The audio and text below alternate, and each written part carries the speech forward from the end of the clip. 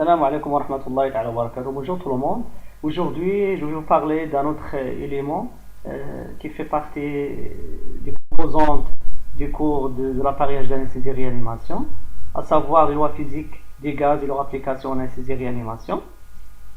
C'est un élément qui est très important parce qu'il va nous permettre d'acquérir un ensemble de connaissances et de compétences qui sont nécessaires à la manipulation adéquate avec des conditions optimales de sécurité lors des actes de soins en utilisant les gaz médicaux. Concernant les objectifs de cet élément-là, je vais citer juste quelques objectifs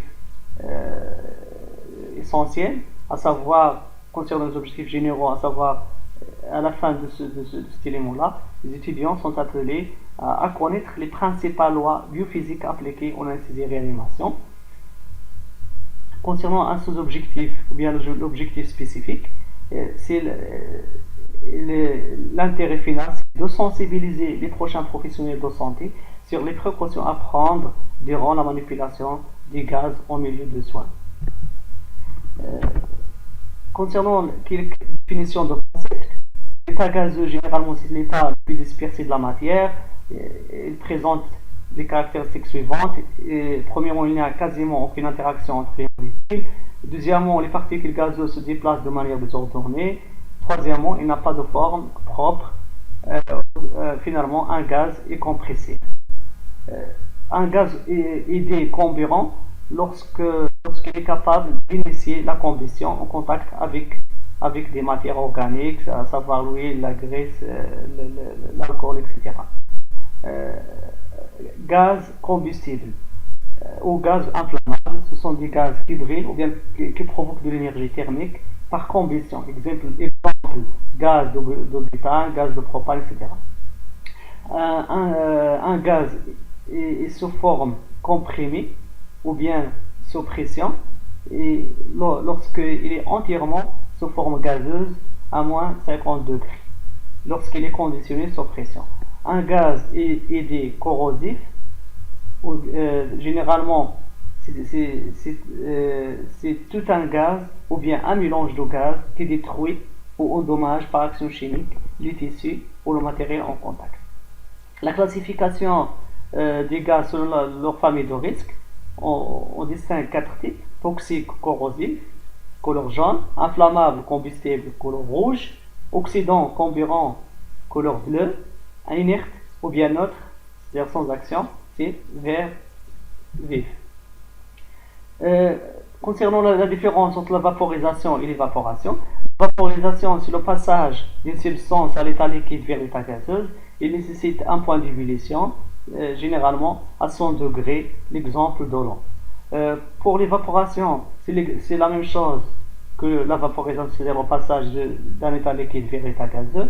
La seule différence entre l'évaporation et la vaporisation, c'est qu'il ne nécessite pas toujours une augmentation de température, c'est-à-dire il peut se passer à des températures plus basses. L'exemple des halogéniques, c'est-à-dire les anesthésiques qui sont utilisés, les anesthésiques volatiles qui sont utilisés pour une induction, pour entraîner une anesthésie générale, ou bien pour entretenir l'anesthésie. Généralement, au début, ils sont sous forme liquide. Ils vont être transformés à l'état gazeux par l'intermédiaire des dispositifs qui s'appellent des évaporateurs, qui permettent un mélange, c'est-à-dire l'arrivée du gaz. Il va être en contact avec le liquide. C'est l'halogénie qui est introduit dans cette enceinte-là. L'évaporateur, chaque halogénie a un évaporateur spécifique avec des mécanismes spécifiques, que ce soit la température, que ce soit le fonctionnement. Généralement, le gaz vecteur, qui est généralement l'oxygène ou bien l'air, il sera en contact avec la surface du liquide, et après il va engendrer des molécules, c'est-à-dire un gaz avec un vapeur de liquide, c'est l'halogénie. C'est-à-dire on va avoir des molécules roses, c'est les molécules de l'halogénie qui vont être guidées vers le patient. Ils vont entraîner par la suite les effets anesthésiques. Aussi, l'évaporation peut se faire à l'air ambiant, est en contact avec l'air. Donc, au fur et à mesure que la prolongation de temps se passe et aussi la surface de contact, donc on aura le passage de l'état liquide vers l'état gazeux. La vaporisation est demande d'augmentation de température. C'est au niveau, donc on aura le passage du liquide, on aura un vapeur, c'est un gaz qui est le résultat de l'augmentation de la température. Caractéristiques particulières des gaz. Les gaz se détendent indéfiniment et lorsqu'ils sont contenus, ils prennent la forme et remplissent complètement le volume total, ce niveau. Donc on aura l'augmentation à gauche, c'est-à-dire remplissent complètement le volume total de la bouteille. Aussi, il exerce une pression sur l'ensemble de l'enceinte, c'est-à-dire on aura un contact des molécules de gaz avec la surface de la bouteille. La notion de pression. La pression est le résultat du choc des particules. Les particules, c'est-à-dire ils ont un mouvement. Lorsqu'ils sont en contact avec la surface, donc ils vont engendrer une pression. Quand le nombre de particules augmente, la pression augmente, c'est logique. Parce qu'on a suffisamment de particules, on aura suffisamment de choc avec la paroi. C'est-à-dire qu'on aura une augmentation de pression, et c'est le manomètre. C'est-à-dire qui va indiquer la pression qui règne à l'intérieur de la bouteille qui contient le gaz. Quand la température augmente, la vitesse des particules augmente. Et c'est l'augmentation de la température va entraîner une agitation davantage des molécules, des particules, qui va entraîner par la suite l'augmentation de la pression. L'unité de mesure de pression, on trouve le Pascal, ou bien le Newton sur le mètre carré. Aussi l'unité de mercure, centimètre Hg, c'est la pression nécessaire pour induire une dénivellation d'un centimètre dans un manomètre de mercure. L'atmosphère, la pression atmosphérique, généralement, elle est égale à 760 mm Hg, ou bien 100 kPa. C'est la force exercée, généralement, la pression, c'est la force exercée sur la surface. La pression partielle d'un gaz, c'est chaque gaz exerce une pression comme s'il était seul. S'il y a plus d'un gaz, la somme des pressions partielles est la pression totale. L'air, c'est l'exemple de l'air, la pression totale, c'est l'ensemble de la pression des composantes de l'air. Comme vous savez, l'air il se compose de l'oxygène, l'azote et des gaz inertes, le CO2, etc. La pression de vapeur saturante, c'est la pression partielle du gaz en équilibre avec la phase liquide. Plus il est élevé, plus le liquide est volatile.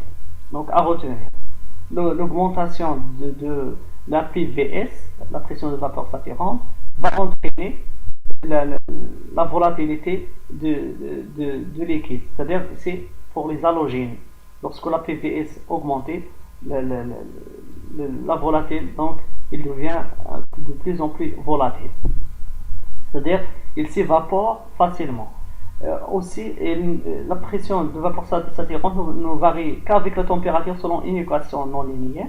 C'est-à-dire, même si il n'y a pas une relation linéaire, l'augmentation de la température ne va pas entraîner de façon linéaire l'augmentation de la PVS, aussi bien l'inverse, c'est-à-dire la diminution de la température ne va pas diminuer la PVS, c'est-à-dire il n'y a pas une relation linéaire entre la PVS et la température. Le dysflurane, point d'ébullition voisin de la température ambiante, d'où le besoin d'un vaporisateur très spécial. C'est-à-dire il y a le risque qu'il s'évapore facilement à l'air ambiant, avant même de l'introduire dans l'évaporateur. Donc ce tableau-là résume ce qu'on vient de dire. Donc vous voyez la PVS, donc le plus volatile des halogènes, c'est le dysflurane. Vous voyez la pression de vapeur saturante, elle est très augmentée, c'est 144. Par contre, le sévoflurane, c'est 157. Donc le poids d'ébullition il change. Donc même si ici à ce niveau on a le PVS très augmenté, le point d'ébullition il est très diminué, c'est-à-dire la température qui va entraîner l'évaporation, il est très basse. La notion de débit. Le débit volumique, c'est le volume de fluide qui s'écoule par unité de temps. Généralement, le débit, c'est l'unité de liquide par unité de temps, litre par minute, ou bien centimètre cube ou bien millilitre par minute, ou bien même par seconde, etc. Généralement, c'est au niveau donc pour les perfusions, les sapes, donc c'est l'unité par rapport au temps, l'unité de volume par rapport au temps. Quelques lois, on va voir quelques lois qui régissent les gaz médicaux. La première loi, c'est la loi de Boyle-Mariot. La pression fois le volume, il est toujours constante pour une température donnée. Donc pour une température PV égale RT, c'est une constante. Pour une température donnée T, le produit PV est constant. P1 V1 égale P2 V2. C'est toujours constant. Donc quand le volume diminue, automatiquement, pour avoir l'équilibre, la pression va augmenter. Une autre loi, c'est la loi de Charles ou bien la loi de Gay-Lussac. À pression constante, l'augmentation du volume occupé par un gaz est directement liée à l'augmentation de la température. Vous voyez à ce niveau, donc on applique une pression qui est constante au débit, mais lorsqu'on augmente la température, on remarque que le volume de gaz augmente. C'est-à-dire qu'on aura une relation linéaire entre le volume du gaz et la température. Loi de Henry, ou bien loi de dissolution. La dissolution d'un gaz est liée à sa pression partielle. À température constante, la quantité de gaz dissous est proportionnelle à la pression qui exerce ce gaz sur ce liquide. L'application à la vaporisation des halogènes. La loi de Fick, ou bien la loi de diffusion. Généralement, il est conditionné par la surface de contact du gaz avec la surface, c'est-à-dire de passage, loi de diffusion généralement entre deux compartiments, c'est-à-dire pour avoir passage d'un gaz d'un compartiment A vers un compartiment B, il est conditionné par la surface de contact, aussi bien l'épaisseur de cette surface-là. Lorsque la surface de contact il est davantage augmenté, automatiquement, le débit, ou bien le débit de passage va être augmenté, c'est logique. Mais à condition que l'épaisseur sera diminuée. Lorsque l'épaisseur sera augmentée, c'est-à-dire les molécules de gaz vont trouver des difficultés de passer vers un autre compartiment. Généralement pour les gaz, ils se diffusent d'un compartiment à haute concentration vers un compartiment à basse concentration. Donc à retenir cette loi. Comme conclusion, l'utilisation des gaz médicaux avec des conditions optimales de sécurité nécessite l'apprentissage des propriétés physico-chimiques et quelques lois biophysiques de ces gaz-là adaptés à l'anesthésie, plus un mode d'emploi et de surveillance adéquat. Pour maximiser la sécurité durant la manipulation, obligatoire d'informer le patient ainsi que sa famille à prendre des précautions durant leur séjour au niveau de l'établissement de soins pour éviter des complications et des dégâts, c'est-à-dire des accidents qui sont liés à la manipulation non adéquate de ces gaz-là, ou bien pour éviter des accidents et des incidents liés à l'utilisation des gaz médicaux. Je vous remercie.